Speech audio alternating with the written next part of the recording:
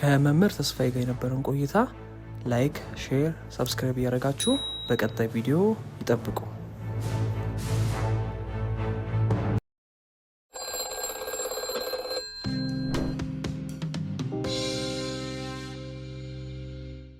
እንኳን ደህና መጣሽ። እንኳን ሰላም ቆያችሁ። እና ባለቤቴ ሹፌር ነበረ፣ ኮንትራክተር ጋር በሹፍርና ህይወት ነበረ የሚሰራው። እንዴት ነው አደጋው ሊከሰት የቻለው? ፍሬን እምቢ ብሎት ነው፣ ፍሬን ተበጠሰበት። ግን በአንድ ቅስፈት ለስራ ተደውሎለት ሄደ። ያው አልተመለሰም፣ አደጋ ተፈጠረ። ምን ያህል ጊዜ ሆናችሁ በትዳር? 17 ዓመት። ምንድነው የምትሰሪው አንቺስ ባለቤትሽስ ምንድነው የሚሰራው ብለው ሲሉኝ የመኪና አደጋ ደርሶበት አልጋ ላይ ነው ያለው፣ ምንም አይሰራም፣ እኔም እሱን እያስታመምኩ ነው ብዬ ስላቸው በላይ ላይ በር ይዘጋሉ። እና ኪራይ እንኳን ማግኘት የማንችልበት ሰዓት ነው ያለን። ምክንያቱም እኔ ዳይፐር ከሌለ ሽንት ጨርቅ ነው የምጠቀመው። አሁን የጭንቅላት ላይ ፈሰሰው በኦፕራሲዮን ይነጻል ይወጣል እንደዛ ተስፋ አለው ብለዋል። እንደዛ ብለውኛል። እና ስፓይነር ኮርዱ አንደኛው ግራ እግሩ ተሰብሯልም ተሸርፏልም እና ተገጣጣሚ ብረት ነው ይገባለታል የተባለው። የደላላ ሁሉንም ከፍዬ ጥቁር አንበሳ እያለው ነው ደላላው ቪዛ መጥቶልሻል ደርሶሻል። አዎ እና ሐሙስ መብረር አለብሽ ብሎ ሲለኝ እኔ ባለቤቴ እንደዚህ ሆኖ አልሄድም ጥዬው። የወሰነቻቸው ውሳኔዎች ገንዘብ ለማግኘት እየሄደችበት ያለው ርቀት ተመልካቾች እንዲህ ነው ብዬ ነግሯቸው አይደለም፣ ሃይማኖት እስከ መቀየር ድረስ ከዛም አልፎ ባልናገሩ ደስ ይለኛል፣ ግን ማወቅ ስላለባችሁ ነው። ገለዋኑን ላሸጣ ገንዘብ ለማግኘት ልብ ጭንቅላቷ እስከ መነሳሳት አረፈ ተብሎ የሬሳ ሳጥኑ ተገዝቶ መልሶ ህይወት ዘርቷል አይደል? እዛው አልጋ ላይ እንዳለ አንዱ ጉርሻ እንትን እያሉ እየተሻሙ የኔን ብላ እያሉ ያጎርሱታል። ግን ፊቱን ወደ ግድግዳ አድርጎ ያለቅሳል።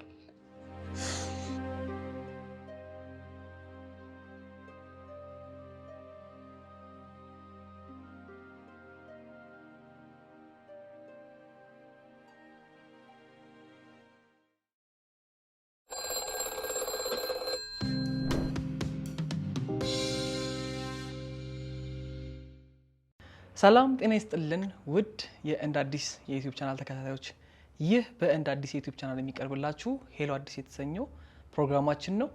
ለዛሬ በስልክ በጣም ከባድ ችግር ውስጥ ያለች አንድ እህታችን በስልክ ተደውሎ ተነግሮን እንግዲህ እዚህ ስቱዲዮ ድረስ ጋብዘናታል። እስቲ ምንድን የተፈጠረው ምንስ ሁኔታ ላይ ያለችው የሚለውን ነገር ከሷ የምንሰማ ይሆናል። እህታችን እንኳን ደህና መጣሽ። እንኳን ሰላም ቆያችሁ። እንግዲህ በስልክ አንድ እህታችን ደውላ እንዲህ ጉዳይ ገጥሞታል ያለውን ነገር ደግሞ ህዝብ ሰምቶ ፍርዱንም ሂሱንም ሁሉም ነገር ይስጥ ብለዋል። እስቲ የተፈጠረውን ጉዳይ ከማውራታችን በፊት ማንነትሽን፣ ወደ ትዳር እንዴት ነው የገባሽው፣ ስለ ልጆችሽ ስላለው ነገር እድገትሽ የት እንደነበረ አጠር አድርገሽ ንገሪንና ወደ ዋናው ጉዳይ እንሄዳለን። ስሜ ቡዜ ይባላል። ቡዜ ጠቅሌ። የተወለድኩት ደብረ ብርሃን ነው። እናም የ7 ዓመት ልጅ ሆኜ ነው ወደ ሀረር የገባሁት።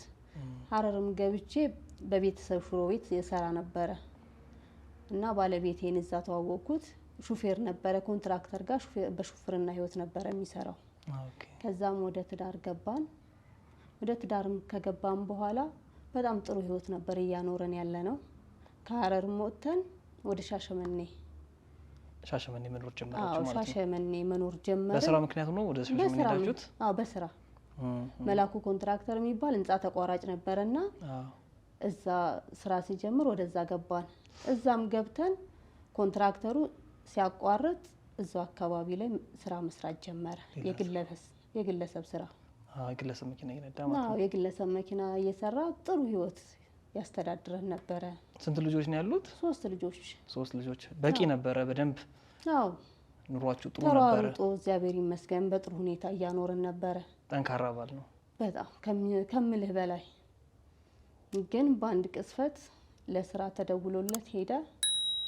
ያው አልተመለሰም፣ አደጋ ተፈጠረ። አንፈራራ የሚባል ቦታ ላይ ክብረ መንግስት የአደጋ ተፈጠረ። ስፓይነር ኮርዱ እና ጭንቅላት ውስጥ ደም ፈሷል አሉ። እስከ ዛሬ ድረስ ያው ምንም አይነት የሕክምና እርዳታ አላገኘም። ይሄ ሰው በዳይፐር ላይ ነው ያለው፣ እየተሰቃየ ነው ያለው። በቃ ከምነግራችሁ በላይ ነው። ሁሉ ነገር ከአቅማችን በላይ ሆኗል። ምንም ይሄ ነው የምላችሁ ነገር የለም። አሁን እስቲ ያለበትን ሁኔታ ያለውን ሁኔታ እናወራለን፣ በደንብ እንጫወተዋለን። ጊዜ የሚሰጥ ነገር አይደለም ተመልካቾች። ይሄን አሁን አቋርጣ ከሻሸመኔ ድረስ ነው የመጣችው እዚህ አዲስ አበባ ማለት ነው። እና እንደውም ትላንትና ከአዘጋጇ ጋር እያወራን ነበረ።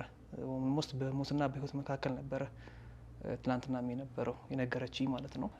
ከዛ በፊት ስራ አስታንቻ ተሰሪም ነበረ። ልጆቹ የስንተኛ ክፍል ተማሪዎች ናቸው?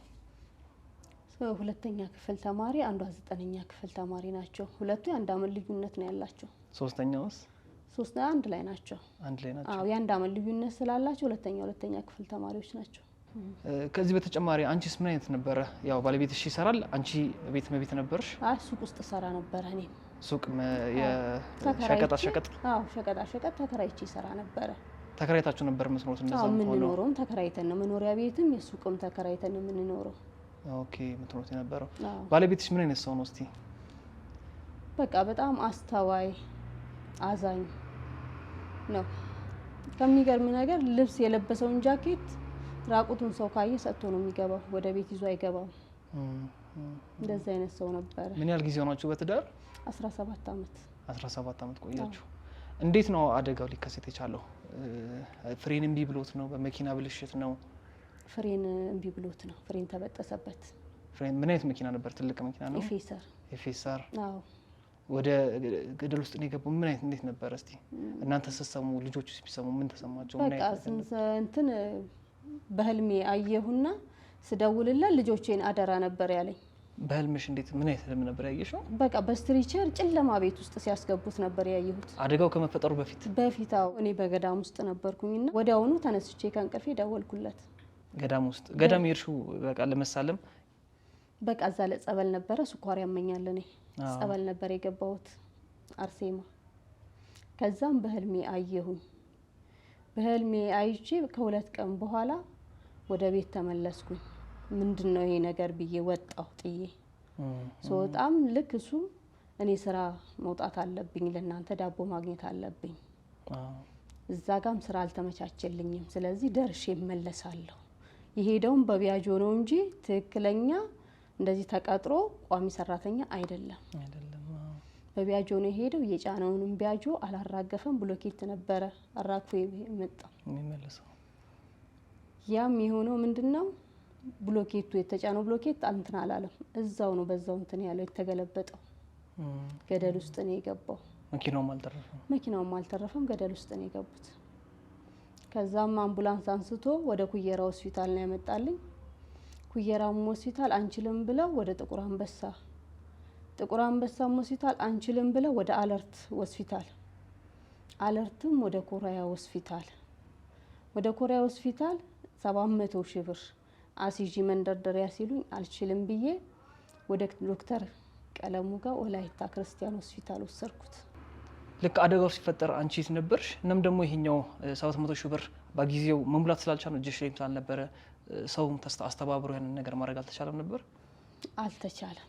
እኔ አደጋው ሲፈጠር ቤት ውስጥ ነኝ። ስልክ ተደወለልኝ። አምቡላንስ ነው ኩየራ ሆስፒታል ይዞት የመጣው።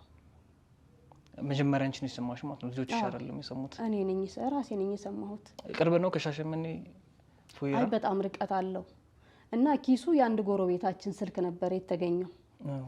ከዛ ያንን ስልክ ቁጥር አንስተው ሰዎች ደውለው እንደዚህ አይነት ሹፌር ታውቃላችሁ ወይ ያዕቆብ የሚባል ብለው እንትን አሉ። ከዛ እሷም ወደ እኔ ስደውላ ያዕቆብ የት ሄደ ቤት ነው ያገናኘኝ ስትለኝ ማታ እኮ ስራ ወጥቷል ብያልኳት ስልኩን ዘጋችብኝ። ከዛም ወደ እሷ ቤት ሄድኩኝ። ወደ እሷ ቤት ሲሄድ ወደ እኔ መምጣት ፈርተው በር ይዘው ቆመው ነበር አካባቢያቸው ላይ። ከዛ ምንድነው ስላቸው አይ ያዕቆብ ትንሽ አደጋ ደርሶበታል አምቡላንስ ይዞት እየመጣ ነው ወደ ኩየራ ሆስፒታል ነው ያሉኝ። እኔም ኩየራ ሆስፒታል ላይ ነው ያገኘሁት። መተንፈስ አይችልም ነበረ። የሕክምና እርዳታ ተደርጎላቸው ረዳቱም ሹፌሩ በኦክሲጅን ላይ ነበረ። ምንም አይነት መተንፈስ ምንም አይችሉም ነበር። ሁለቱም ራሳቸውን አያውቁም። ረዳቱም እሱም። ከዛ ረዳቱን እዛው ቤተሰቡ አስቀረው። እኔ እሱን ወደ ጥቁር አንበሳ ይዤ ሄድኩኝ። ጥቁር አንበሳም አልሆነም። ወደ አለርት ሆስፒታል ነው ያሉኝ። አለርትም ሆስፒታል ወደ ኮሪያ ሆስፒታል ነው ያሉኝ። ከዛ ኮሪያ ሆስፒታል ነው 700 ሺህ ብር የምትጠየቅሽው? አዎ ይድን ነበረ 700 ሺህ ብር የሚሞላ በዛ ሰዓት ላይ። አዎ እንደ መድኃኒዓለም ፍቃድ እንግዲህ እሱ ስለሌለኝ ነው የምለው እኔ።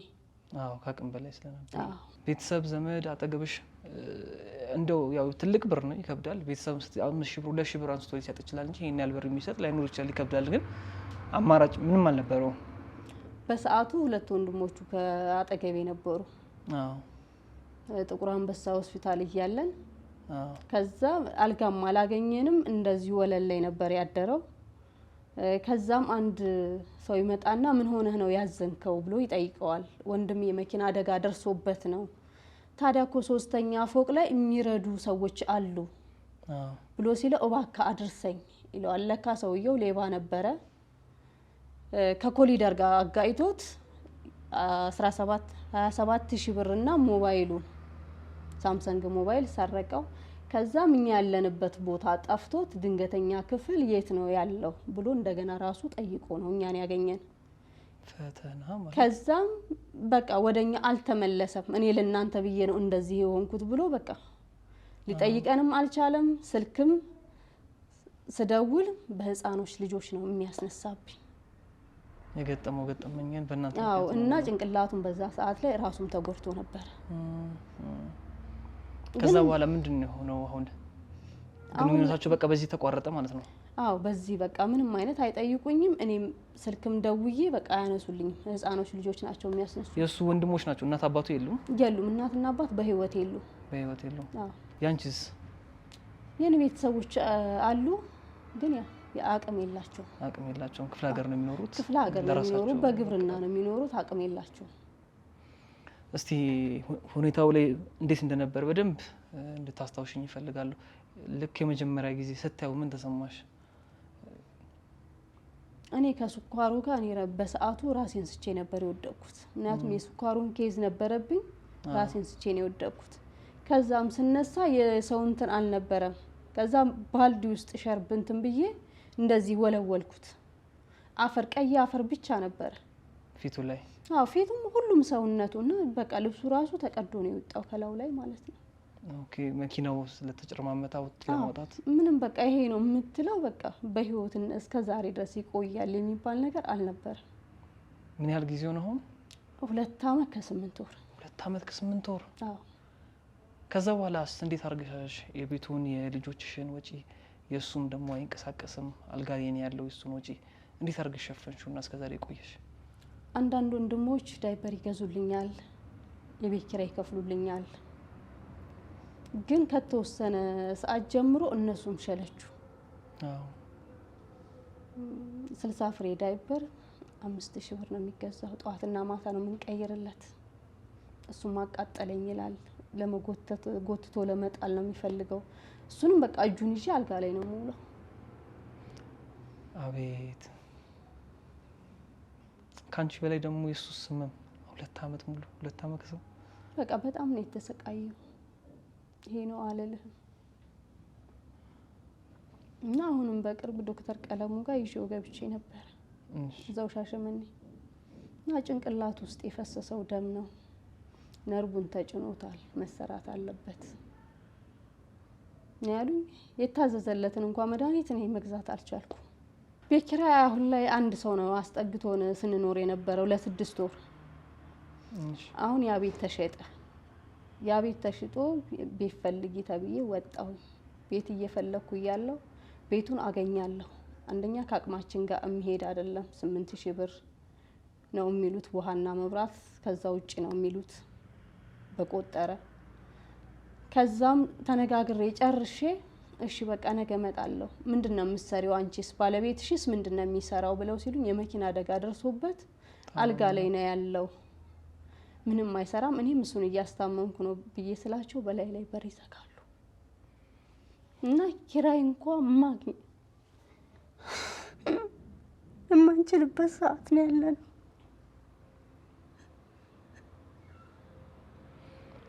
አታልቅሽነት።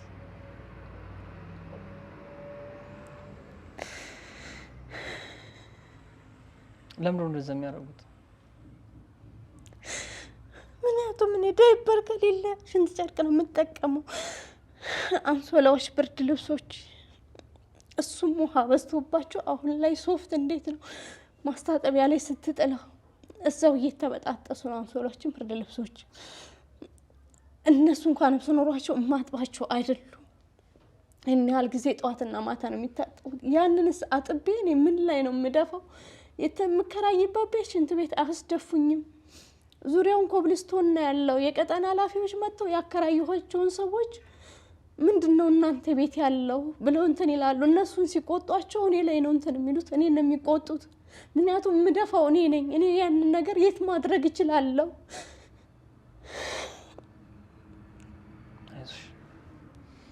አይዞሽ፣ እግዚአብሔር ሁሉም ለመልካም ነው ያደረገው። አይዞሽ፣ በርቺ፣ ጠንካራ ነሽ። ይህን ያህል ያሳለፈሽ አምላክ ቀጣዩንም ደግሞ ታሪክ መቀየር የሚችል አምላክ ነው ያለን።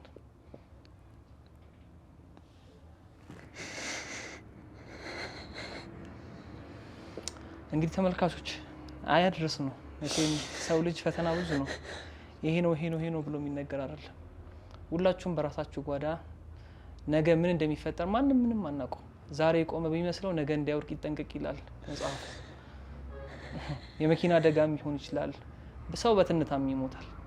እንግዲህ ያንን የመሰለ ህይወት የምትኖር የነበረች እናት ዛሬ ደግሞ ባለቤቷ እንዲታሞ ከ2 ዓመት በላይ እንዲህ በስቃይ መንገላታት እያዩ ዝም ማለት መቼም ህሊናን ፈራጅ ነው። ፈጣሪም ዝም አይልም። እናታችንን በቻላችሁት አቅም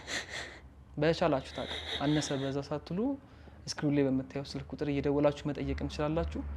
በባንክ አካውንቷም ቀጥታ ማስገባት ትችላላችሁ። በራስ አካውንት እናግዛት፣ እንርዳት።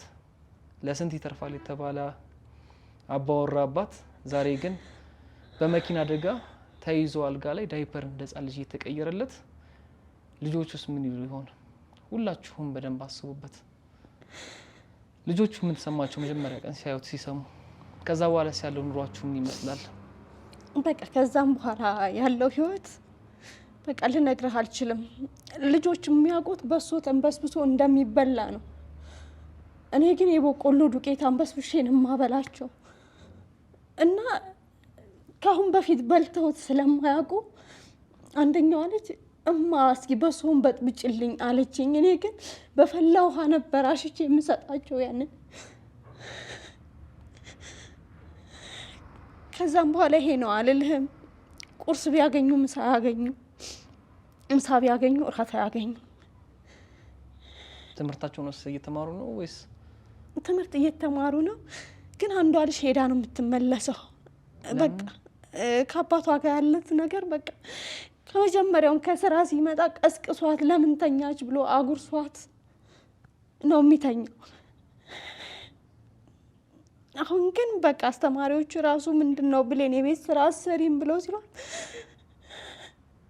አባቴ አልጋ ላይ ነው ብላ ነው የምትለው። ያው ቤት ውስጥም ስቀቀን ስለሆነ በቃ አብራ ሄዳት ውላ እንድትመጣ ነው እንጂ ምንም አይነት ውጤት ከሷ የምንጠብቀውም ነገር የለም። ግን ቤት ውስጥ መዋሉ ጭንቀት ስለሆነ አብራ ከእህቶቿ ጋር ትሄዳለች። ምንድነው አሁን አንቺ በጣም ያስቸገረሽ በጣም የከበደሽ? የቤት ኪራይና እሱን ማዳን በቃ በነበረበት ላይ እንዲቆም። አሁን የጭንቅላት ላይ ፈሰሰው በኦፕራሲዮን ይነጻል ይወጣል ተስፋ አለው ብለዋል። አሁን እንደዛ ብለውኛል። እና ስፓይነር ኮርዱ እንትን ብሏል፣ ተጎድቷል። አው ስፓይነር ኮርዱ ደቋል። ይሄ አንደኛው ግራ እግሩ ተሰብሯልም ተሸርፏልም እና ተገጣጣሚ ብረት ነው ይገባለታል የተባለው እግሩ ላይ። አው እግሩ ላይም እና የጭንቅላቱ ደም እንትን መጠረግ አለበት። ምን ያህል ገንዘብ ይጠይቃል አሁን ጭንቅላት? አሁን ይሄ ነው ብለው ያስቀመጡልኝ የለ። እኔ በፊቱ መንደርደሪያ ነው እነኛ እንደዛ ስላሉ ነው 700 ሺህ ብር ስላሉሽ። አዎ በዛ ላይ ነው እንጂ አሁን ላይ ከዛ ይጨምር ምን ይበል እማቆ ታሪክ የለም።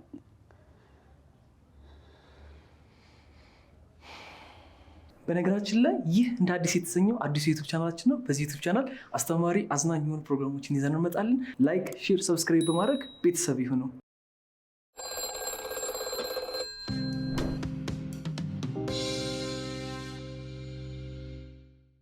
እስቲ እንግዲህ ከኔ በላይ አንቺ ችግር ውስጥም ሳቱ ውስጥም ያለሽው አንቺ ነሽና እስቲ ለተመልካቾች የኢትዮጵያን ሕዝብ እንዲያግዙሽ ከጎንሽ እንዲቆሙ ትንሽ መልእክት ነገሪያቸው። ባካችሁ እርዱን፣ የበረከት እጃችሁን ዘርጉልን፣ አድኑልኝ ነው የምለው። ባካችሁ እኛ ቤት የደረሰ ማንም ቤት አይድረስ። አግኝታችሁ አትጡ። እውነት አግኝቶ መጣት በጣም ከባድ ነው። እቺ እናት እስካሁን ድረስ አንድ ቀን ሚዲያ አልወጣችም። ከ2 ዓመት በላይ የቤቷን ጣጣ የቤቷን ችግር ለልጆቿ ክብር ለባለቤቷም ክብር ብላ አፍና ተሸክማ ይዛ ነበር። አሁን ግን የመጨረሻው ሰዓት ደረሰ። ከአቅሟ በላይ ሆነ። እኔ ብሆን አልታገስም። ይሄን ያለ ዓመት አልታገስም እና ምንም ማለት አልችልም። እንግዲህ ያያችሁት ነገር ነው። አግዟት፣ እርዷት። በቀጣይ ደግሞ የሚፈጠረውን ነገር ያለውን ነገር ያለችበትን ሁኔታ እየጠየቀን ለእናንተ የምናደርስ ይሆናል። እንደው ግን ከህይወት ምን ተማርሽ? በስተመጨረሻም ማለት ነው ማለት እኔ እንደዛ አይነት ህይወት የሰው ልጅ ያሳልፋል አስቤው አላቅም። እናቱም እሱ እሑድ ቀን ተገለበጠ፣ እኔ ሮብ ቀን ቪዛ መጣለን። ቢያንስ ኑሮን ለማሻሻል እኔ ሄዳለሁ፣ እሱ ከልጆቹ ጋር ይቀመጣል የሚለው ነበር አላማችን። ግን አልሆነም።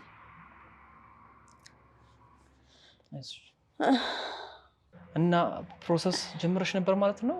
አረብ ሀገር ለመሄድ ነበር ሀሳብሽ? አዎ፣ ሁሉን ነገር ጨርሼ የደላላ ሁሉንም ከፍዬ ጥቁር አንበሳ እያለሁ ነው ደላላው ቪዛ መጥቶልሻል ደርሶሻል። አዎ።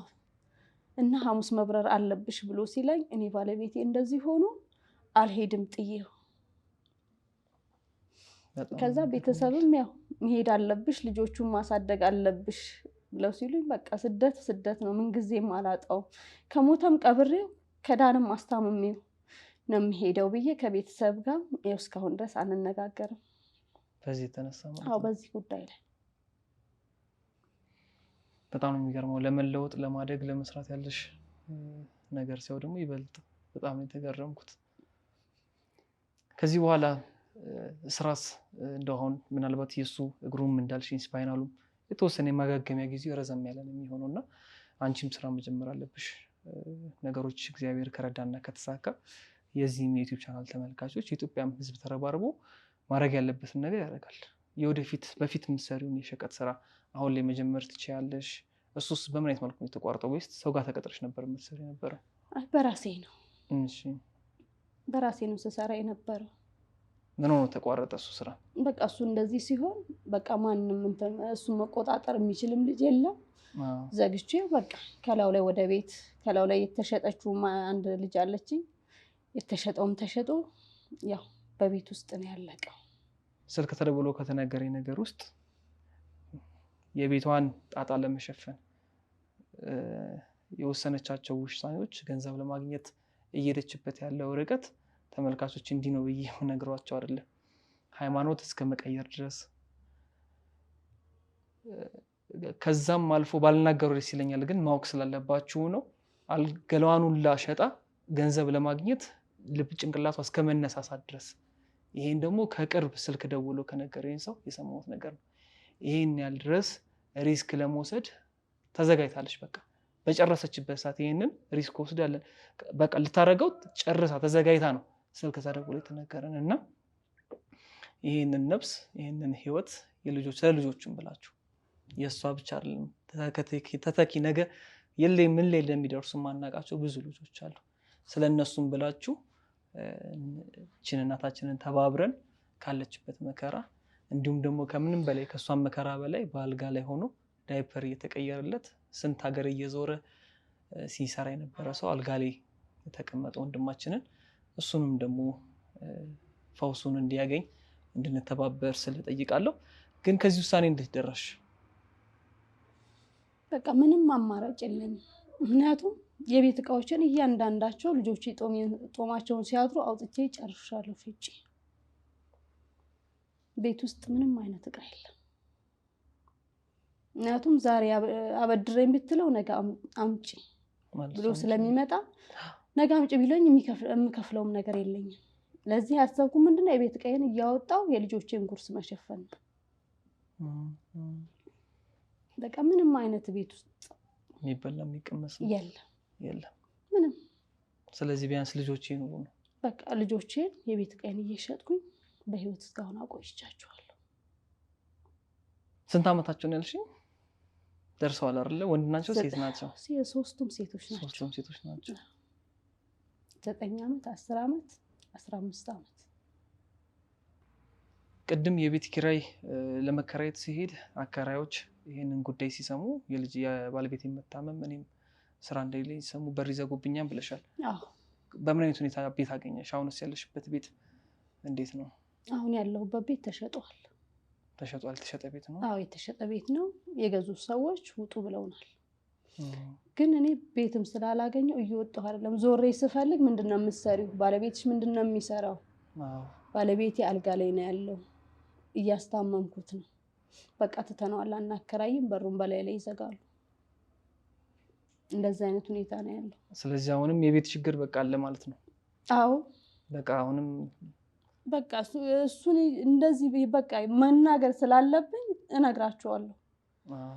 እነሱ ግን በቃ በላይ ላይ ነው በር የሚዘጉት። ላትከፍል ትችላለች ብሎ አስቦ ነው ወይስ ታማሚ ስለሆነ ነው? አንቺ ገባሽ? ታማሚ ስለሆነ እንጂ መክፈል እንጂ በዋጋውማ ተነጋግረን ጨርሰናል እኮ። እችላለሁ ብለሽ እኮ ነግረሻቸዋል? ነግሬያለሁ። ምን ልትከፊ ነበረ? በቃ መውደቅ ውጭ ሜዳ ላይ መውደቅ ስለሌለባቸው በቃ ልጆቼን አስገብቼ አስጠልላለሁ። ምክንያቱም ከኛ ጋር የሚሄድ ሰው ቤት ሆኖ ሳይሆን በቃ በአቅም ልክ የምትለው ቤት ነው ሄጄ የምጠይቀው። ምክንያቱም እነኝህን ህፃን ልጆች በሽተኛ ይዤ ምን ላይ ነው የምሆነው?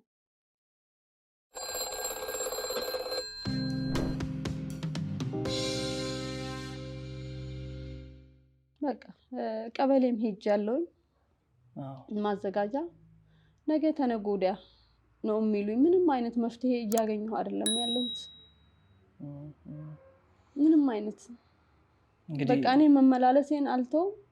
በቃ ምንም ያገኘሁት ነገር የለም። መፍትሄ የለም። ምንም አይነት መፍትሄ የለም። ወደዚህ ከመምጣትሽ አንድ ቀን በፊት ባለቤትሽ አረፈ ብላችሁ ሁላ ደንግጣችሁ አረፋም እየደፈቀ ነበር እንደሰማሁት።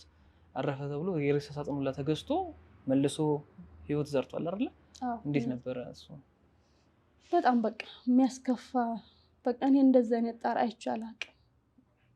በቃ ራሱን ጭራሽ በቃ አረፋ ይደፍቃል፣ ራሱን አያውቅም። ሰጥቷል። መወራጨት ብቻ ነው በቃ። በፊት እንኳን ዳይፐሩን ጎትቶ ለመጣል እንትን ይል ነበረ። አሁን ላይ ግን ምንም በቃ እየደከመ መጥቷል በጣም። ሁሉም ነገር ከአቅሙ በላይ ሆኗል። ልጆቹን ሲያይ ደስ ይለዋል? ምን ይወዳል? ምን ያስደስተዋል? ቤት ውስጥ አብረው ሲመጡ መስሉ በቃ ምሳ ሰዓት ላይ ምሳ ሳይቋጠርላቸው ሮብ ሲሄዱ 6 ሰዓት ላይ ይመጣሉ። ከዛ እዛው አልጋ ላይ እንዳለ አንዱ ጉርሻ እንትን እያሉ እየተሻሙ የኔን ብላ እያሉ ያጎርሱታል። ግን ፊቱን ወደ ግድግዳ አድርጎ ያለቅሳል።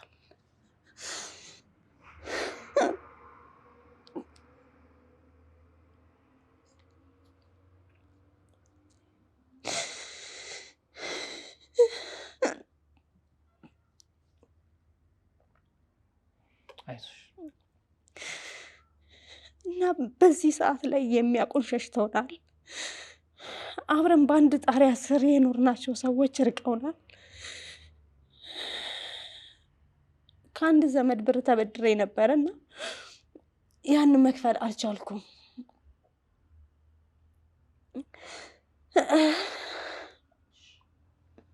ምን አለ? ምን ተፈጠረ? እና ለ3 አመት ቤታችን ያጎቴ ልጅ ናትና ቤታችን ከልጆቼ ጋር እየተማረች ነበረ። 3 አመት ማለት ነው። ትማራለች፣ ሱቅ ውስጥ ታግዘኛለች። ከዛም ክረምት ልጆቹን ይዛ ትሄድና እነሱ ቤት ቡሄ ምናምን ሲመጣ አብረው እዛ ቤት ያሳልፋሉ። እንቁጣጣሽ ሲመጣ ወደኛ ጋር ይዛቸው ትመጣለች። ከዛ ልጄ ምን አለች? ለካ እኛ ጋር ስትኖር ነበር እንደ ቤታቸው የምትወስደን። ነውማ ብሯን ስላልሰጠናት ነው እና ለሱ መታከሚያ ነበረኛ ብርም የተበደርነው እና ደውሎ ባለቤቷ ጠየቀኝ። ስጠይቀኝ ይሄን ብር አሁን ላይ ከየትም አላመጣም፣ በጣም ችግር ውስጥ ነው ያለሁት ብያልኩት፣ ያው በዚህ ያው 2 ዓመት ከ8 ወር አጠይቀን ሰው እህት ወንድም የሚሆነን ቤታችን አብሮ ሲኖረን ነበረ። እኔ እንደዚህ አስቤ አላቅም ነበር። ከልጆቼ አንድ ቀን ለይቻት አላቅም ነበር። እውነት እና እንደ ታላቅ እህት ስለሚያዋት ልጆቹ ራሱ በጣም ልባቸው ተሰበረ። ደውላ እንኳን ምን ላይ ናችሁ? ምን እንዴት እየሆናችሁ? በፍጹም አትለንም። ተመልካቾች እንግዲህ እስቲ የራሳችሁን ችግር ነው ብለንም ፈጣሪ ፊት ቆመን የምናማርርበትን ነገር ሁላችሁም አስቡና ከዛ እንደዚህ አይነት ችግርም አለ እንዴ ለካ የኔ ችግር አይደለም ዝም ብዬ ነው ፈጣሪን ሳማርርበት የነበረው እንድንል ነው የሚያደርገን ሁላችንም። እንዴት ነው ጠዋት ሐኪም ቤት ያው ወደ የሚሮጥሽ ነው የመጣሽው? ወደዚህ ነው የመጣው። የሚጠላው ምን የሚለው የምኑ ጉዳይ ነው? የውስጥ ጭንቅላት ውስጥ የፈሰሰ ደም ነው። ያው የሱ ኬዝ ነው እንትን የሚለው እና ቶሎ ወደ ቤት ሳይሆን ወደ ሐኪም ቤት ነው መውሰድ ያለብሽ ነው ያሉኝ ከሆስፒታልም ሳወጣው። እኔ ግን በቃ ሐኪም ቤትም ማስገባው ብርም የሚያበድረኝ በቃ ማንም ሁሉም በቃ ሸልችቻቸዋለሁ። ምክንያቱም መጥተው የሆነ ነገር አድርገው ይሄዳሉ። በቃ አሁን ላይ ማንም እጁንም ሊዘረጋልኝ አልቻለም። ስለዚህ በቃ ምንም አማራጭ የለኝም።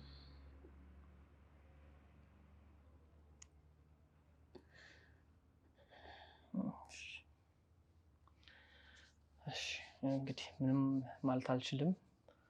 እንግዲህ በደስታ በሳቅ በፈገግታ እንድንገናኝ ነው የምጸልየው።